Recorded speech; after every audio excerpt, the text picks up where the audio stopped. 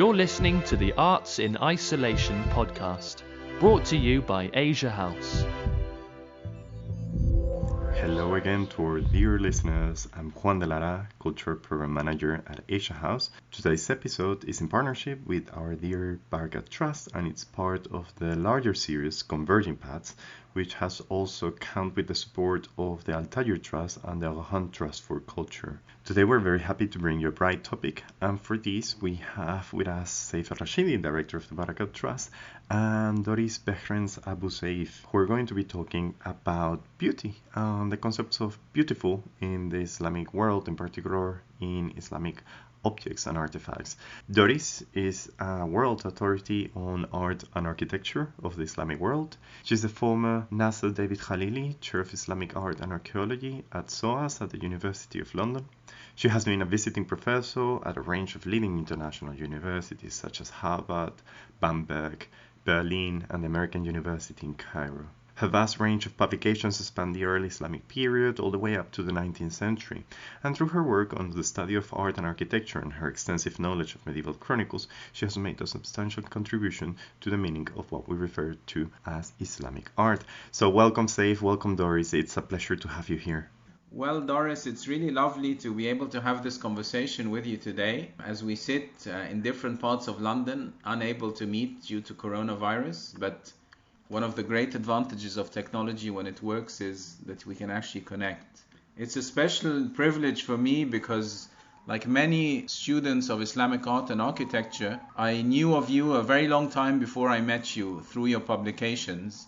And actually, on my first independent field trip in historic Cairo, one book I had with me was one of your early books, The Minarets of Cairo. And as I climbed the minaret of a 14th century mosque and came down in the dark and in the mountains of dust, I thought, oh, this lady Doris Abouseif, she must be very unconcerned with her appearance because going up all these minarets must be terrible. And so I imagined a tough woman covered in dust.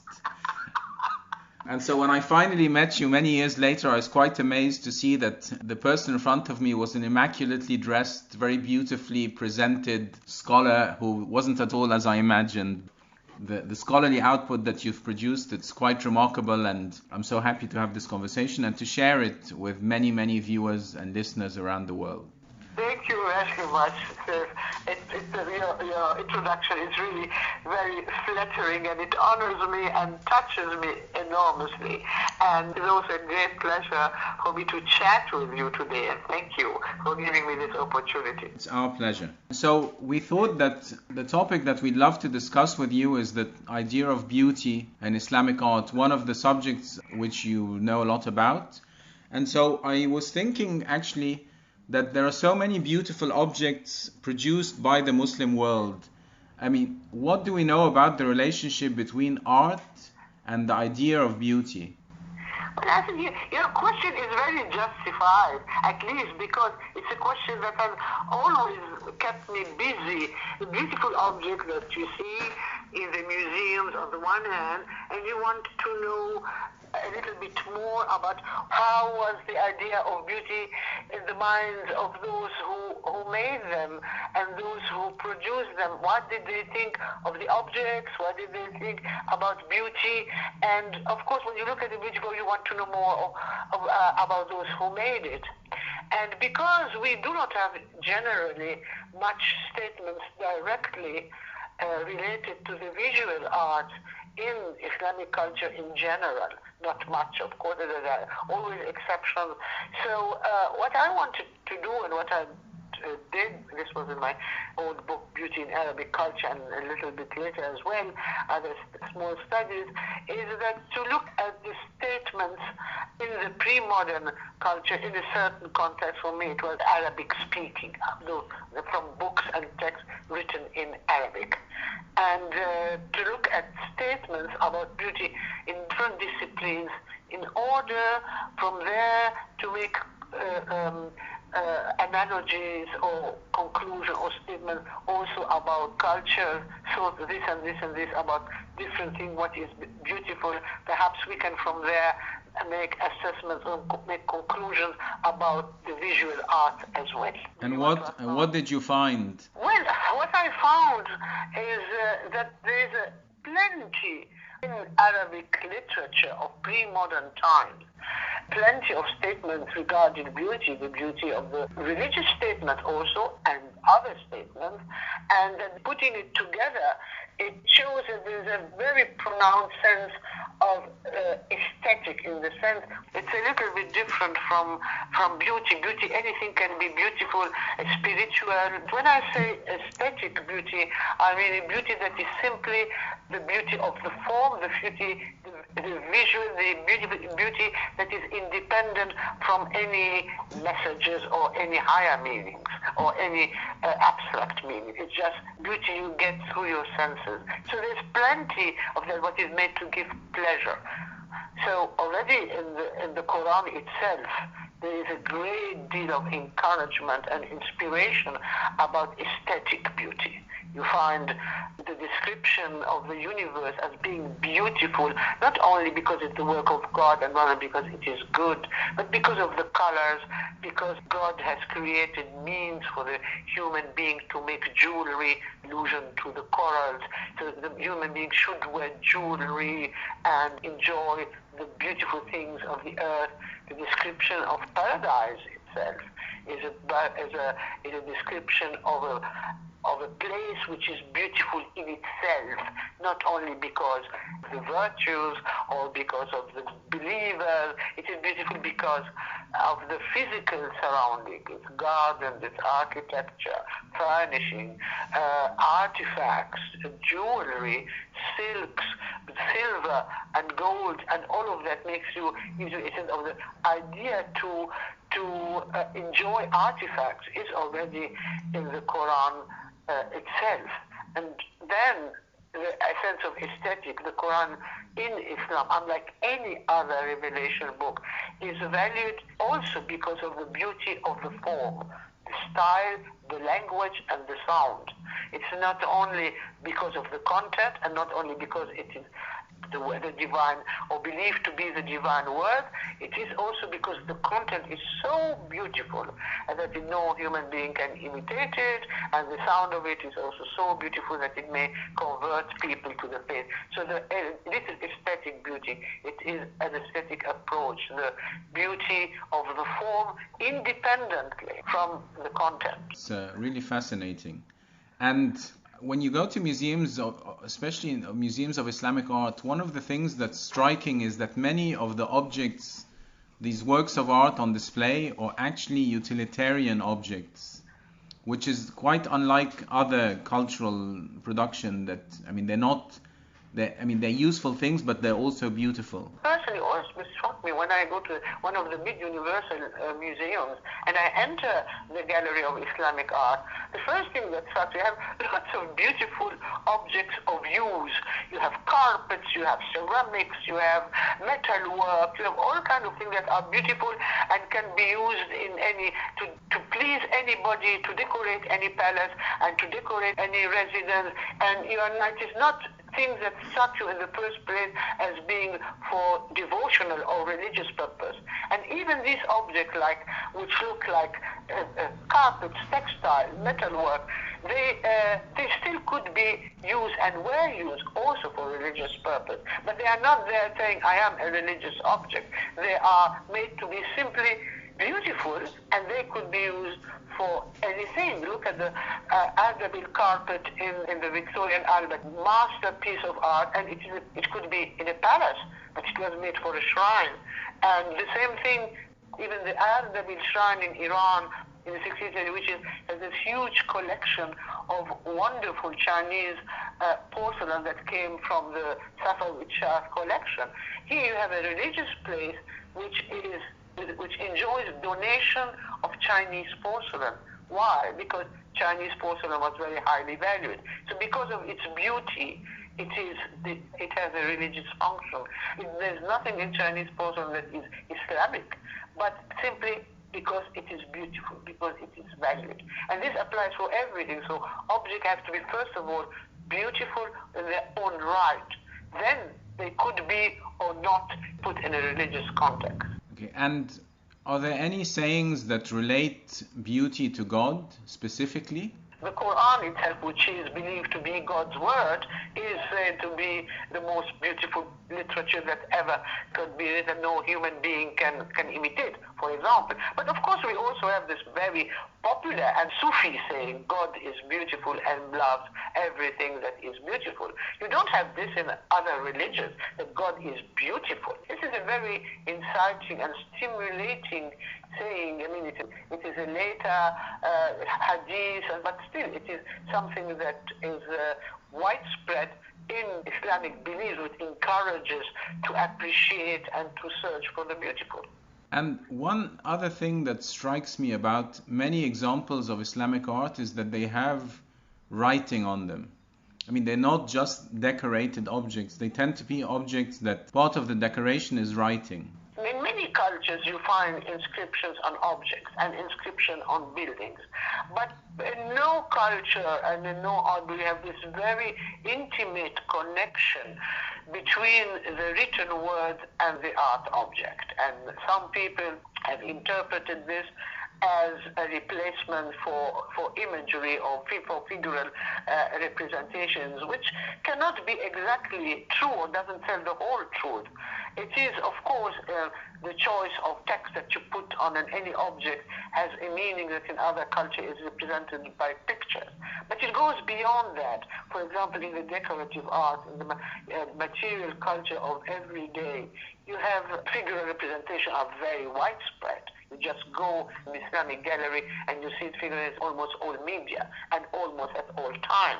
But still, the inscribed word has got a particular significance. And this, I think, expression of the appreciation of art objects that you inscribe. You give them, you make them a message, explicit message, not just symbol, like putting a sign that would be symbolic and you know what it means. It's more like, it's explicit. It's like what you write in a letter or like what you write in a statement, the explicit statement of the appreciation of the objects. And in that matter, we have already since at least the 10th century, literature that deals with inscriptions that have to be written on objects. Poets specialize poetry to be inscribed on objects.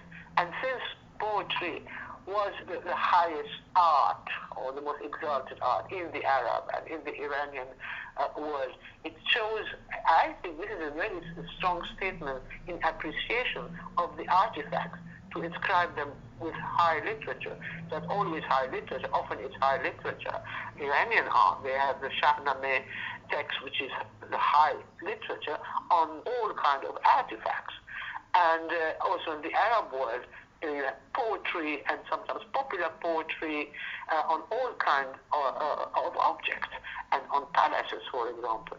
I am not now speaking, of course, which is obvious, of the use of Quranic inscription on in mosque, which is evident and everybody knows. But it is mainly the Quran usually was used in a religious context, and the Quranic text was not used on portable objects except when they had a religious meaning or a talismanic function.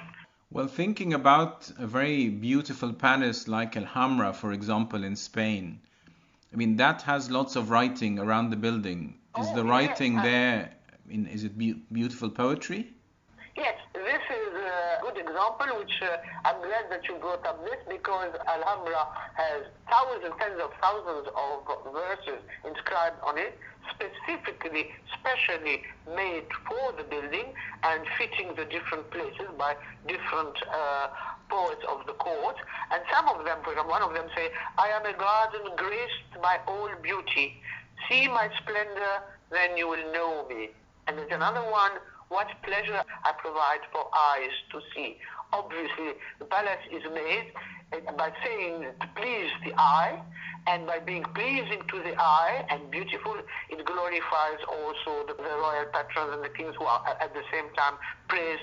And we have this beautiful tradition of the object speaking. I am a pleasure, I am a delight to the eye, which is commonly used on, we have it here in the Alhambra, you have it also on other palaces, and you find it also on different objects of art. So poetry inscribed on objects has this, I think, charming feature, is that it lets the object speak about itself.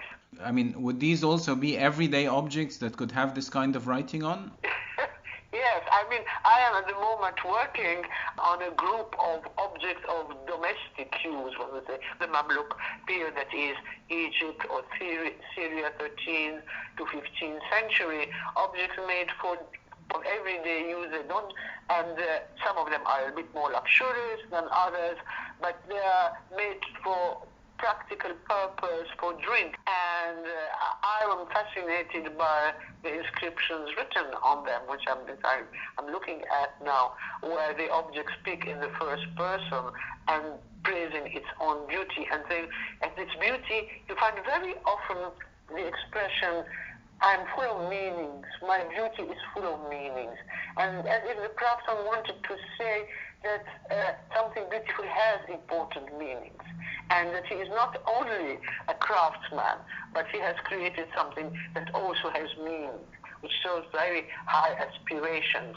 And even when the objects themselves are not really beautiful, but it tells you, it wants you to think that they are beautiful, or the craftsman thinks. So he wouldn't make a drinking bowl just functional. Ah, that's a really interesting thought. And in your vast research on patrons and patronage, can you think of any example where we know that the patron was happy by the outcome of some artistic production?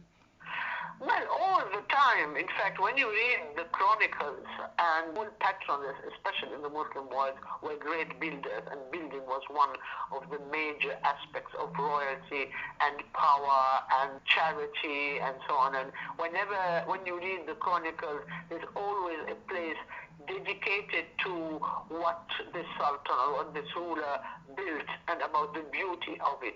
And there were always celebrations with poetry and poetical texts. And in the Mamluk period, we find in the obituary of every ruler his good deeds, also his bad deeds, but his good deeds, and among his good deeds are always the beautiful monuments he has founded and built as part. This, to make a beautiful monument, is something that was highly appreciated by the community and also by the ruler himself. And this is why they all built, and they all had to build, to make beautiful architecture. Of course, building is meant to be something sizable, a mosque, a madrasa, or whatever of pious and charitable use. But at the end, it was also architecture, and mainly architecture, and beautiful monument to be seen. And there's plenty of literature and poetry praising beautiful buildings. Alone, the great mosque of Damascus, also because it has suffered damages, there's a whole literature praising its beauty and its mosaic, not only because it is, also because of it, people were aware that this was a unique monument, which is unlike any other, with the quantity of mosaics it used to have, and things like that. So you can find plenty of literature in prose or in rhyme about the great mosque of Damascus. It was a kind of national icon for the Damascene because of its extraordinary feature. In Egypt, you have something similar as well for the mosque of Sultan Hassan, which somebody wanted to destroy, and people were very upset, not because it had particular religious or pious significance. Sultan Hassan was not a particularly pious man, but also because of its extraordinary features. So there is a great sense of appreciation, which, and I'm sure you will find this in a variety of other texts in other regions as well. Well, I think, at times like the ones we're living through, which are not the easiest of times, I think, it's interesting to think about beauty as an uplifting thing, how our soul and our spirit can be uplifted by the presence, or being in the presence of something beautiful. Among the poetry that relates to beauty, do they ever capture the sense of the soul and the spirit being uplifted? I think, well, the one thing that comes to my mind now that you're asking this question is these inscriptions that I'm talking about on bowls of the 14th century and so on.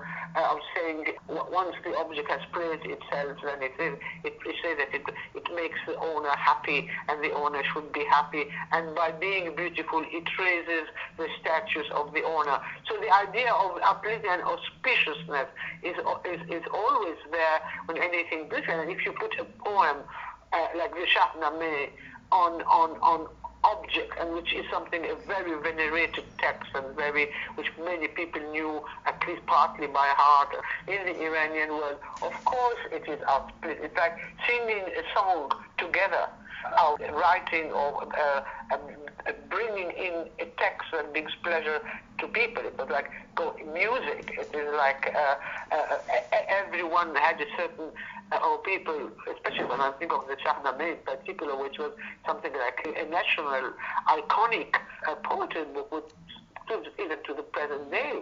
So many people know what it is about, know by heart. And then when you find it recited on the objects as well, yeah, it is uplifting. It is like a... Well, one of the things I've been thinking about as people have been locked in their homes is that the number of people doing do-it-yourself things and trying to improve their homes from the inside is increasing. I mean, it's partially that people are at home, but I think it also reflects, a human nature that to be surrounded by beautiful things is good for our morale. And I think what you capture in these objects of the 14th and 15th century is that this very same spirit that we're better off when we're surrounded by beautiful things, whether it's a nice bowl or a garden or...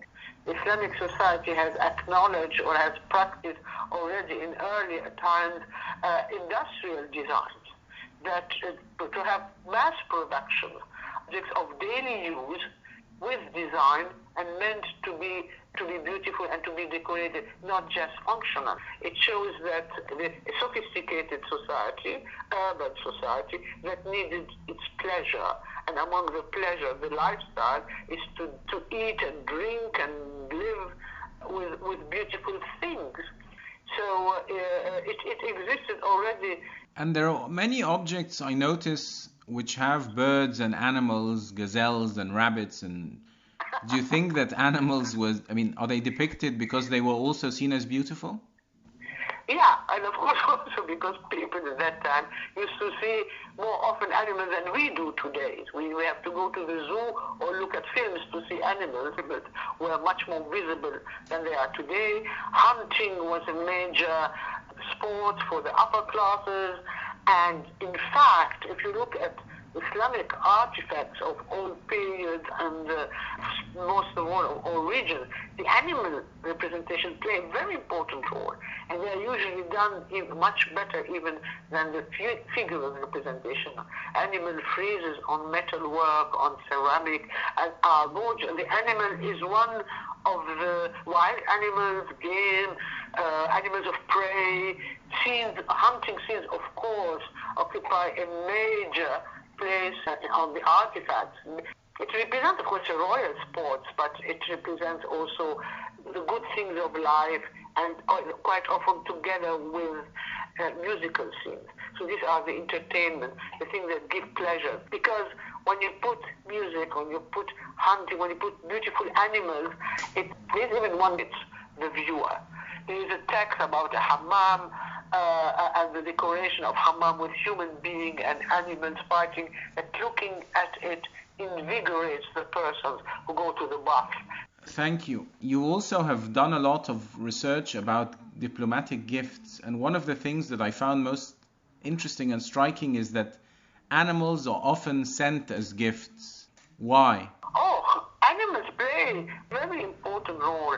When you read traveler accounts, for example, in the 14th, 15th century and earlier, and people go and visit different other countries, especially when Europeans come to the Orient, the animals are one of the main things they like to describe, because, of course, at that time, the animals they saw in the Middle East or in one country were not familiar to them.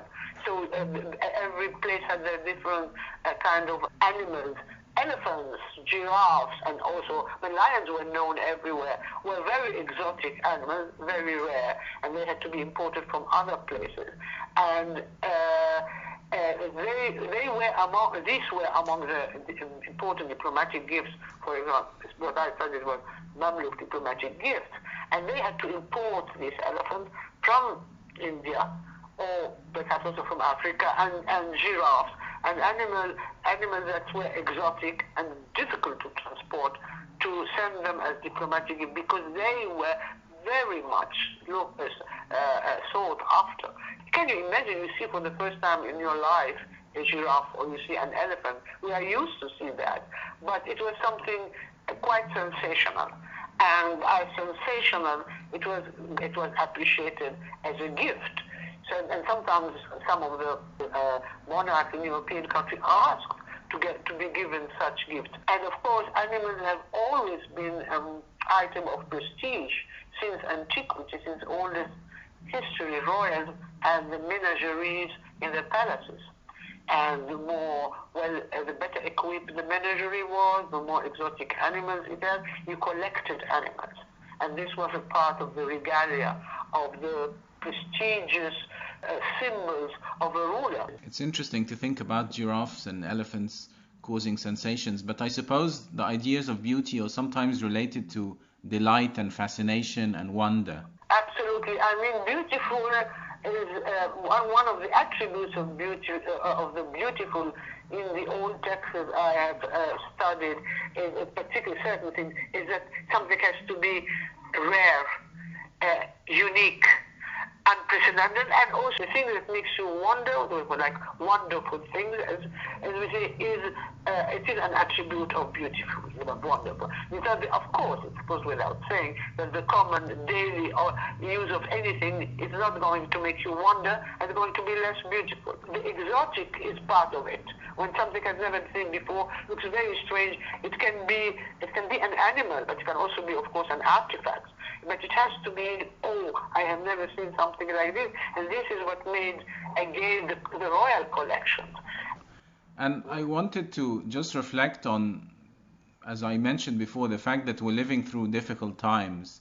In history and in the periods that you've studied, were they still able to produce beautiful things during challenging times? I think for me, the Mosque of Sultan Hassan in Cairo, which is one of the greatest monuments of Egypt, Islamic monument, came just a few years after the Black Death.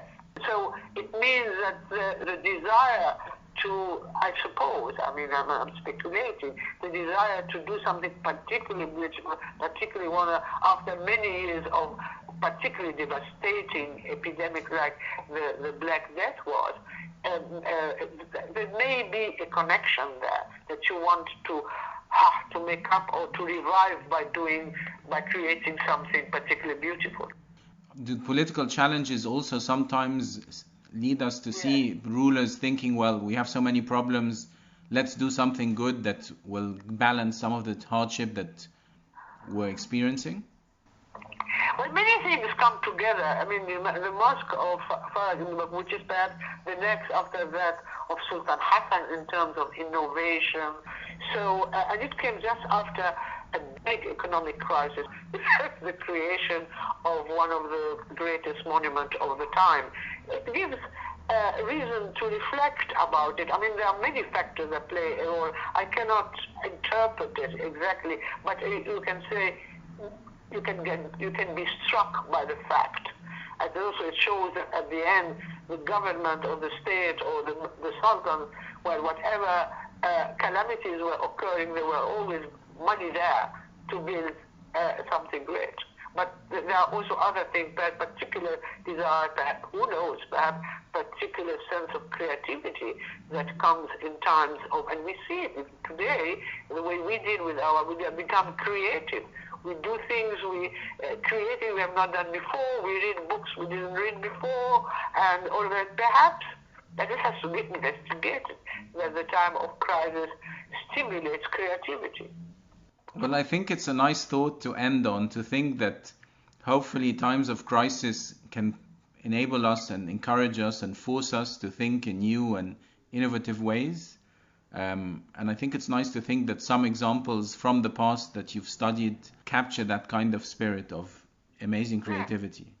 Yes, it's already part of it to look at the past and to try to compare the past with the past. This is something that has come through the crisis, through the situation. Where you think differently in many ways, and we all think differently, and we act differently. And I think after that, everything will be different from what it was before. Well, I hope it will be different in a better way. Yes, we hope that, of course. Well, thank you very much, Doris. It was really lovely to have a conversation with you on a subject which you're passionate and so knowledgeable about. And I mean, I'm sure it will encourage loads of people who visit museums and think about Islamic art to think about this idea of producing beautiful things and uplifting the spirit through their production. Thank you very much for giving me this opportunity, Seth. And in fact, talking about this thing has contributed to uplifting me. Thank you. That's really good to know. Well, thank you so much, Saif and Doris, giving a fascinating input into the concepts of beauty, which I myself was quite interested in. And I think it's also very entertaining to hear about these stories of animals, but also to evoke the beautiful poems of the Alhambra. Now I want to thank also our listeners who listen to us every week. On Wednesdays, we tend to send these podcasts. We have many more exciting ones coming up in the next weeks.